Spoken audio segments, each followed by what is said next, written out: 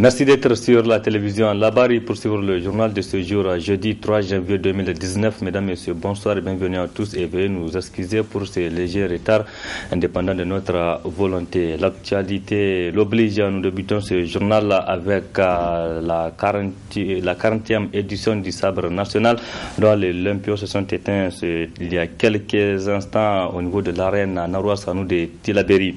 C'est Isaka de Dosso qui est sacré roi des arènes édition 2018.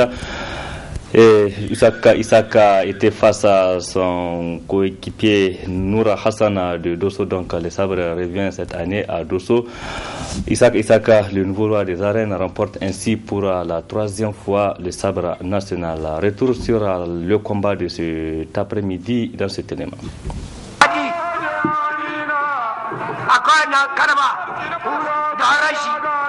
N'a jamais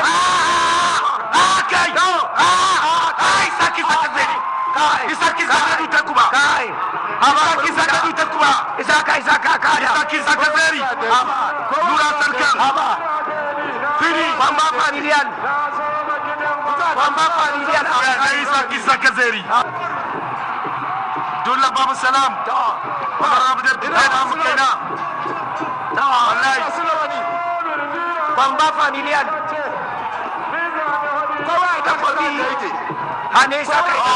Son excellence, monsieur le Premier ministre. 1 million.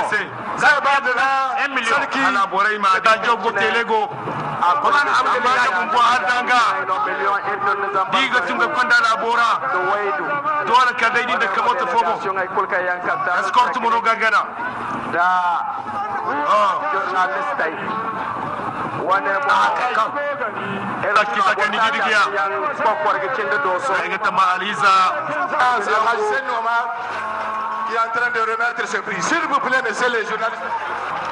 Yawa. Ga sarkin kokowa nan zai samu takwabin shi fita ba kuma ne.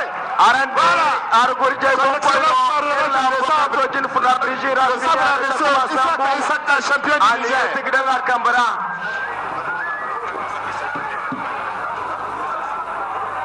Egon gargurje bonkoy no takuba.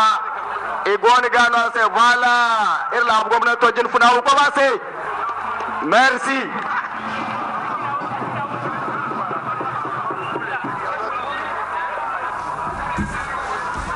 Voilà, c'était là un peu l'ambiance tout à l'heure au niveau de l'arène Naroua Sanou de Tillabéri, la finale de la 40e édition du sabre national de la lutte traditionnelle dont Isaka de Dosso est champion national. Isaka décroche donc ses titres pour la 3e fois. Nous y reviendrons plus en détail sur la cérémonie de cet après-midi avec nos envoyés spéciaux Saroudoumi et Abdrazak Hamidou Léo. Une offensive fructueuse des forces armées nigériennes sur les lits de la Komadougou Yobe. Les forces de défense et de sécurité ont détruit des positions des éléments de Boko Haram. Une prouesse saluée par les Nigériens qui encouragent les soldats dans cette lourde mission. Reportage. Les forces de défense et de sécurité du Niger ont frappé fort sur les lits de la Komadougou Yobe sur la frontière entre le Niger et le Nigeria.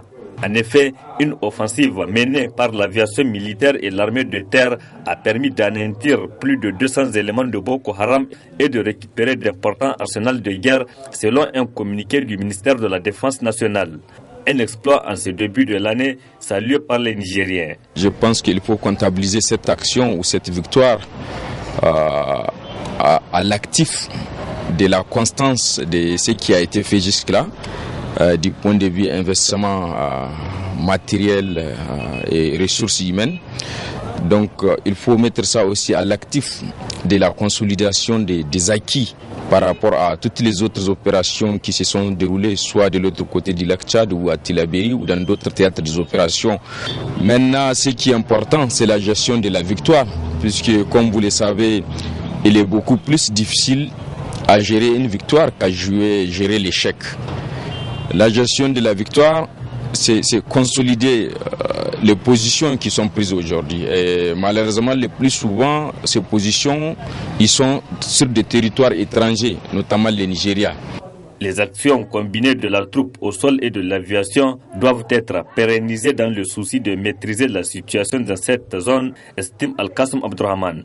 Comment ça va se passer? Est-ce que cette fois-ci, le Nigeria va accepter de réinvestir les terrains le long de nos frontières ou bien pas? Puisque si nous avons quitté cette position-là, repliée sur le territoire nigérien, le Nigeria, s'il laisse ce territoire vide, ça veut dire que c'est quelque chose à refaire.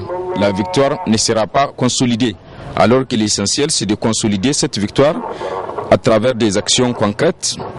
Peut-être même, il faut penser dans un proche avenir à repeupler la zone de lac Tchad à travers vraiment ce genre de victoires. Et c'est à saluer vraiment la gestion de la ressource humaine qui a été faite par le commandement des opérations des forces de défense et de sécurité. C'est à saluer la modernisation du point de vue stratégique ou bien l'équipement dont nos militaires ont été dotés. C'est à saluer aussi la collaboration dont nos forces jouissent de la part de leurs partenaires étrangers qui sont sur notre territoire du point de vue renseignement et du point de vue opérationnel. Le 31 décembre dernier, dans son message à la nation, le président de la République a tenu à féliciter et encourager les soldats actuellement sur le front pour défendre l'intégrité du territoire national. Je voudrais juste mettre à profit la présente occasion pour renouveler mes encouragements et mes félicitations aux forces de défense et de sécurité pour le professionnalisme avec lequel elles accomplissent leur mission.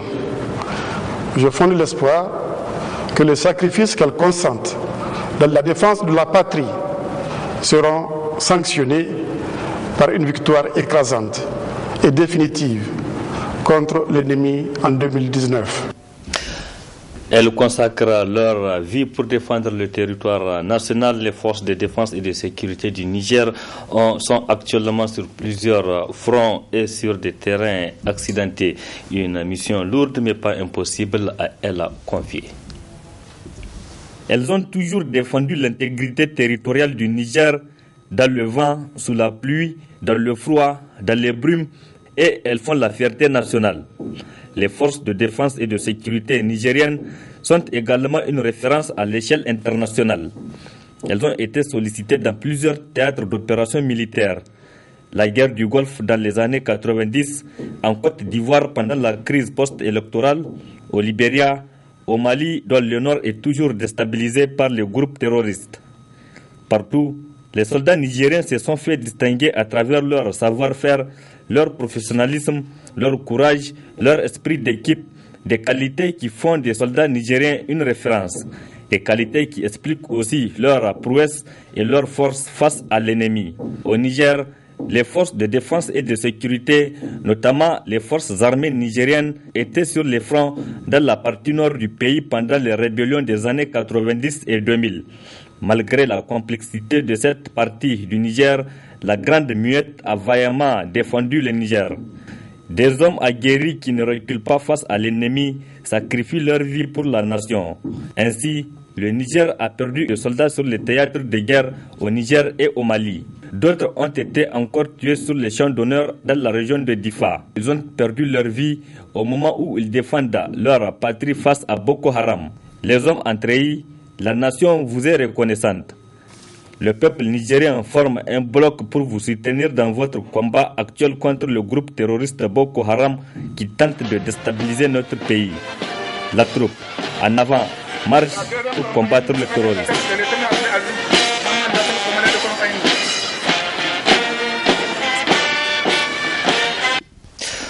Autre aspect de cette édition, suite à des séries de réactions relativement au message du président de la République à l'occasion du Nouvel An, aujourd'hui nous vous proposons de suivre celle des étudiants à l'université Aboumoun de Niamey par la voix du secrétaire général de l'UNUN. Reportage à Asmaou Seydou, Abokar Souley. Dans son discours prononcé à l'occasion du Nouvel An, le président de la République a développé plusieurs aspects de la vie socio-politique, économique et sécuritaire du pays. Seule fausse note les problèmes de l'enseignement supérieur, notamment la situation qui prévaut au sein des universités publiques et particulièrement à l'université Abdou Moumouni de Niamey, qui n'ont pas été évoqués par le président, ce qui a suscité la réaction du secrétaire général de l'UNUN. Les différents volets qu'il a évoqués, il n'a quand même pas souligné l'un des volets fondamentaux qui constitue le nerf névralgique, n'est-ce pas, de tout développement socio-économique d'une nation, notamment la question de l'enseignement supérieur et de la recherche. Et à ce niveau, c'est tout à fait déplorable pour nous, en tant qu'étudiants, de le constater que le premier homme de la République, le premier responsable de l'État, quand même prononce un discours d'envergure et qui ne tient pas compte de la réalité des universités du pays, ou tout au moins il a tenu de la réalité qui n'est nulle autre qu'une réalité inexistante. Parce que nos universités aujourd'hui, s'il faut tirer un bilan de 2018, c'est un bilan catastrophique, à la limite des universités qui ressemblent à un cimetière. Et le système d'enseignement supérieur nigérien aujourd'hui est devenu un mouroir pour la jeunesse estudiantine nigérienne. Ça, c'est un état de fait que le président de la République, s'il ne le sait pas, doit savoir, et s'il le savait et qu'il l'a occulté, doit quand même prendre toutes ses responsabilités pour qu'en 2019 nous puissions connaître un lendemain meilleur. C'est autant mauvais et pire que aujourd'hui la situation sociale qui caractérise l'université de Niamey est quand même à déplorer, et quand même elle fait pleurer, elle donne des larmes aux yeux. Vous avez des étudiants qui ont fait un an qui attendent qu'on leur paye leur subvention qu'on appelle aide sociale.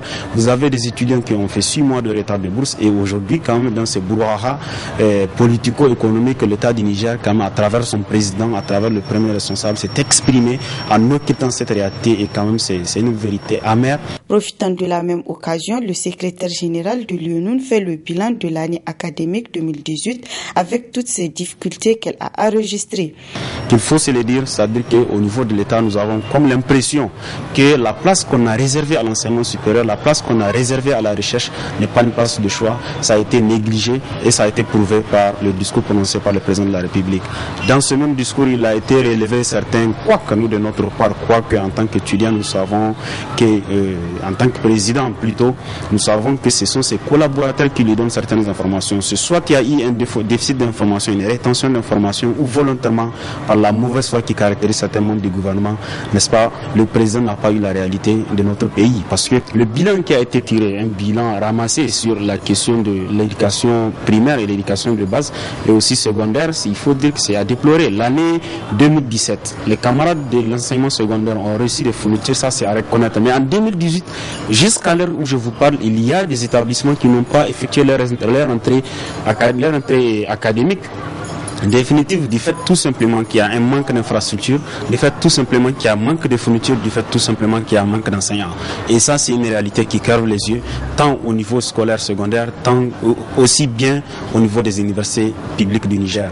Le système éducatif nigérien en général est malade. Gageons que cette nouvelle année qui a débuté il y a quelques jours, le gouvernement va mettre tout en œuvre et créer toutes les conditions possibles pour qu'il n'y ait pas de perturbations cette année. Oui, restons à côté de l'université Abdou Moumouni de Niamey, plus précisément à l'école des mines d'industrie et de la géologie EMIGA.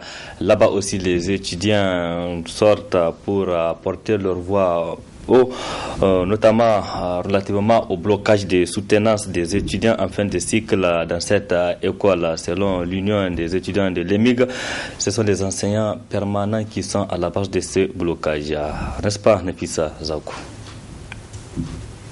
Pour non-paiement de salaire, les enseignants permanents de l'école des mines d'industrie et de la géologie EMIG ont décidé de bloquer les différentes soutenances des étudiants en fin de cycle, un moyen de revendication très mal accueilli par les étudiants. C'est pourquoi, à travers les structures, ils dénoncent cette situation. Vous n'êtes pas sans savoir que l'EMIG forme des ingénieurs et des techniciens supérieurs en l'espace de 3 ans, qui, à la fin de leur cycle, doivent faire des stages dans les différentes entreprises et revenir défendre soit un rapport de stage ou un mémoire devant un jury afin d'obtenir leur diplôme. Il faut noter que nos camarades, tous sans exception, ont terminé leur stage depuis octobre. Certains ont même terminé leur stage en septembre. Cela fait pratiquement plus de 2 mois que nous sommes en train de dialoguer avec les autorités académiques et ministérielles dans l'espoir de trouver une solution à cette situation chaotique pour que le navire académique ne puisse tanguer. Mais hélas, nous ne pouvons pas comprendre un seul instant que la NAP doit plus de 400 millions à l'EMIC et que l'on se permet de mettre en péril l'avenir de toute une promotion. Sans Africains, car constitués de Nigériens, de Burkinabés, de Togolais, de Camerounais, de Centrafricains, etc. pour ne citer que cela, pour quelque chose, pas plus de 20 millions. L'Union des étudiants de l'EMIC condamne le silence des responsables du dit établissement tout en appelant les autorités en charge de l'éducation de prendre toutes les dispositions nécessaires pour mettre fin à ce problème qui devient de plus en plus récurrent. Nous condamnons d'abord l'attitude germofoutiste des différents responsables concernés qui sont en train de ternir l'image de ce joyau national. Et nous lançons un appel à l'endroit du chef du gouvernement, Birji Rafini, de bien vouloir saisir son ministre du supérieur pour qu'il mette un terme à cette hémorragie dans un prompt délai. Car, faut-il le rappeler, l'EMIC est la seule école du Niger que les autres pays de la sous-région osent envoyer leurs enfants. Pour rappel, l'EMIC est une référence dans la sous-région en matière de la formation des ingénieurs et des techniciens supérieurs. C'est pourquoi l'Union des étudiants de l'EMIC entend user de tous les moyens légaux pour mettre fin à ce problème. Direction Assemblée nationale à présent où les parlementaires, le personnel administratif et technique et les membres du cabinet du président de l'Assemblée nationale ont officiellement présenté leur vœu du nouvel an au président de l'institution. C'était ce matin et dans une ambiance à bon enfant. Compte rendu Ismaël Moumouni et Ibrahim Abdou. Présenter leurs vœux à la deuxième personnalité du pays, c'est à cette tâche que se sont attelés les parlementaires, personnel du cabinet du président et le personnel administratif et technique de l'Assemblée nationale à l'occasion du nouvel an.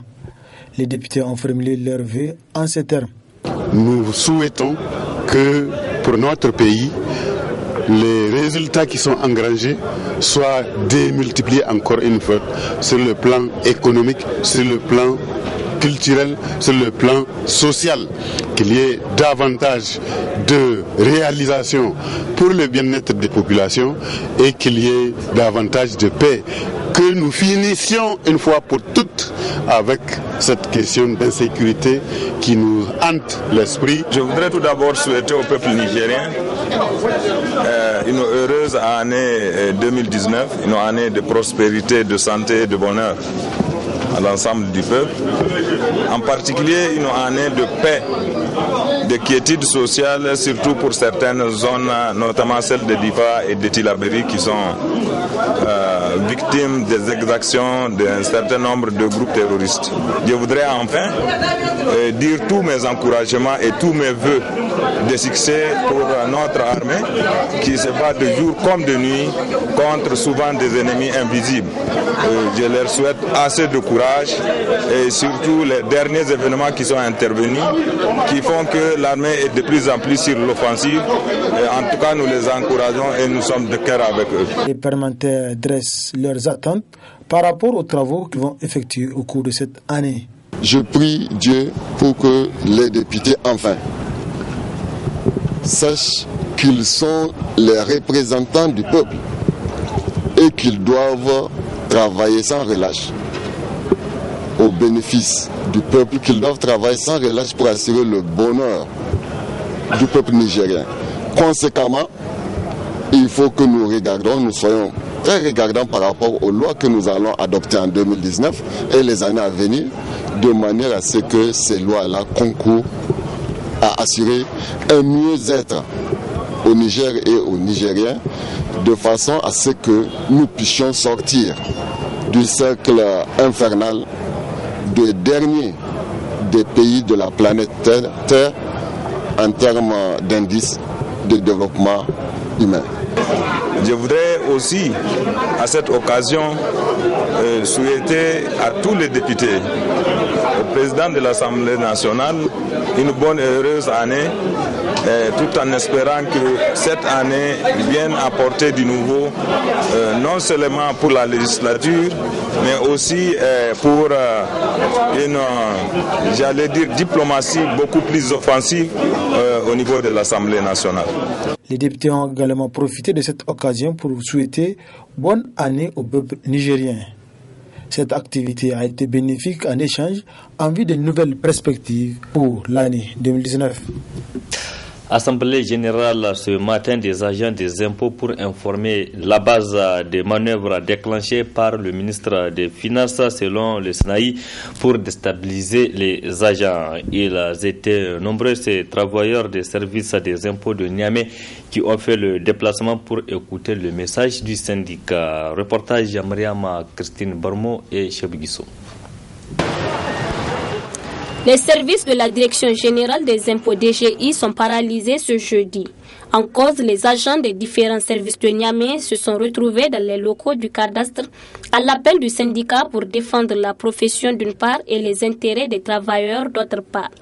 Cette assemblée générale, c'est pour informer la base de certaines pratiques en cours dans le secteur qu'il faut combattre. Pour ceux qui ne savent pas, le recouvrement des impôts et taxes a été transféré à la Direction générale des impôts depuis 2001.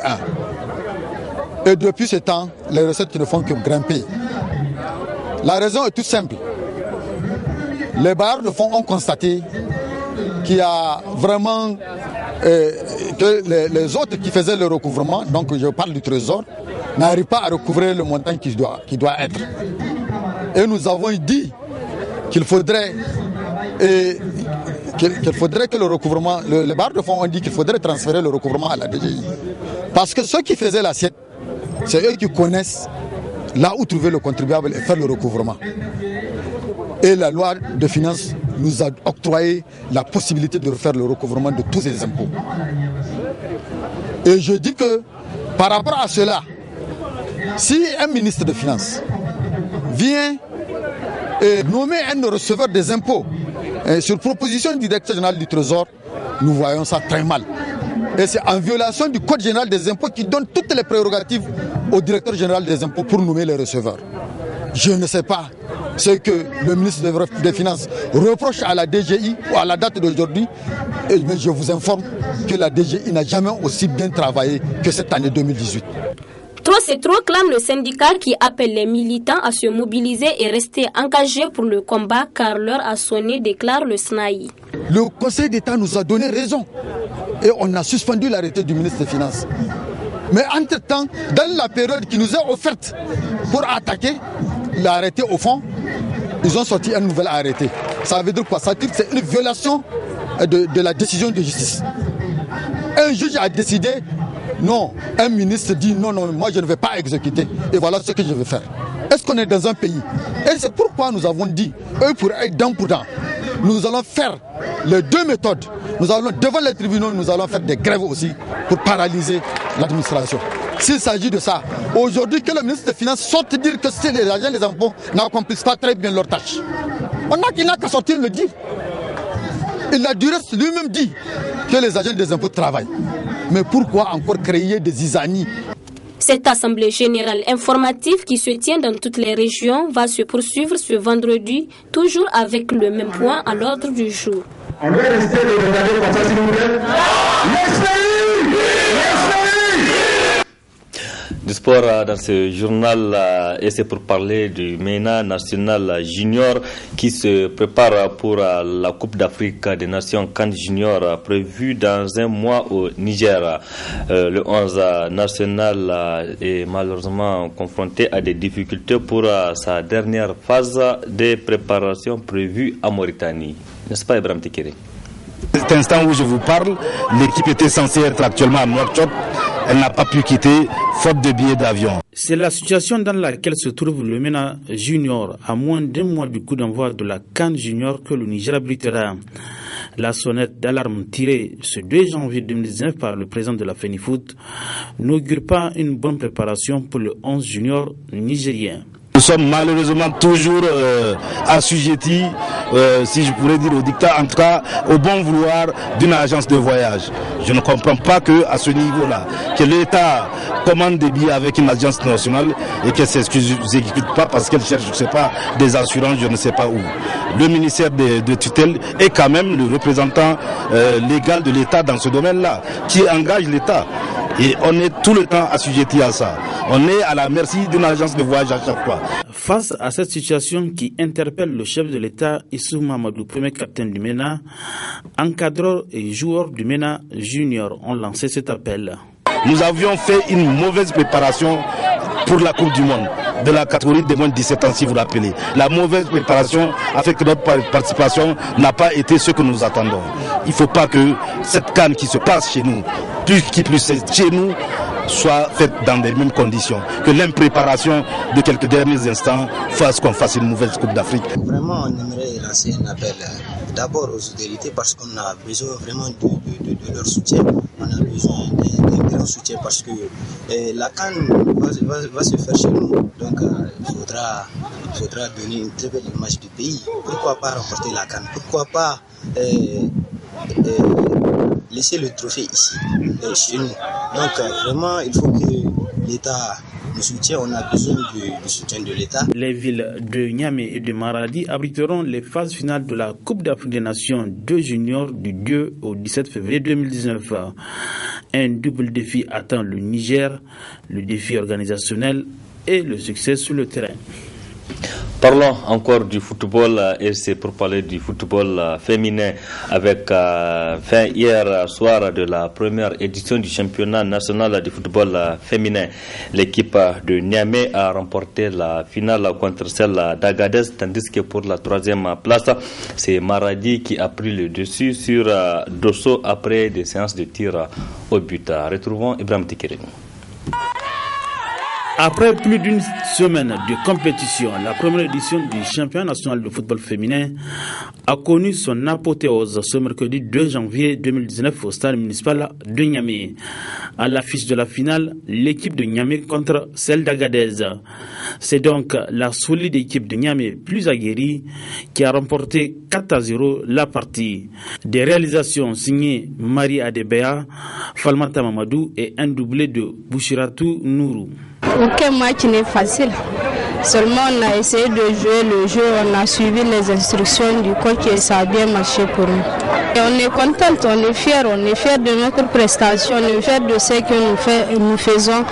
Donc je crois qu'on va continuer dans ce sens-là jusqu'à la fin, Inch'Allah. Quant aux finalistes malheureux, l'on reconnaît la suprématie des footballeuses de la capitale.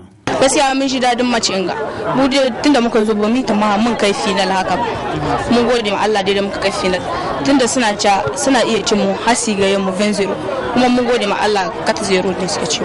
Présent à la finale, le président de la Fédération nigérienne de football s'est réjoui de la tenue de cette compétition nationale qui a permis de découvrir le talent des footballeuses nigériennes sur les pelouses. C'est un début, il y a beaucoup d'imperfections, il y a beaucoup de travail à faire pour pouvoir amener donc nos joueuses, en tout cas pouvoir compétir face aux nations qui ont pris de l'avance sur nous. Mais nous sommes confiants parce que l'engouement est là. Les jeunes filles ont envie de pratiquer ce sport-là. C'est ce qui nous rassure, c'est ce qui nous réconforte. Un programme qui est en train d'être établi et Dieu merci, il y a quand même des organismes qui accompagnent dans ce domaine-là puisque c'est du féminin, notamment l'UNICEF, l'ambassade des États-Unis aussi qui accompagne souvent. Donc cela, elles peuvent se rassurer en tout cas avec tous ces appuis et avec ce que la FIFA aussi fait comme promotion au niveau de ce football de genre-là. On va aller sur les compétitions dans les régions d'abord pour leur permettre de jouer dans les régions et ensuite faire effectivement perpétuer ce championnat national-là pour qu'elles puissent compétir. Grâce au concours de l'UNICEF, cette première édition du championnat national de football féminin a vu la participation de 6 régions de notre pays. Elle a permis de donner aux filles les mêmes chances que les garçons à travers le loisir, un droit que la FENIFOOT et l'UNICEF entendent vulgariser. Vivement donc la deuxième édition Ibrahima Tikri. Point final de cette édition. Merci à vous de l'avoir suivi. Restez en compagnie du programme de la télévision Labari. Au revoir et excellente nuit à toutes et à tous.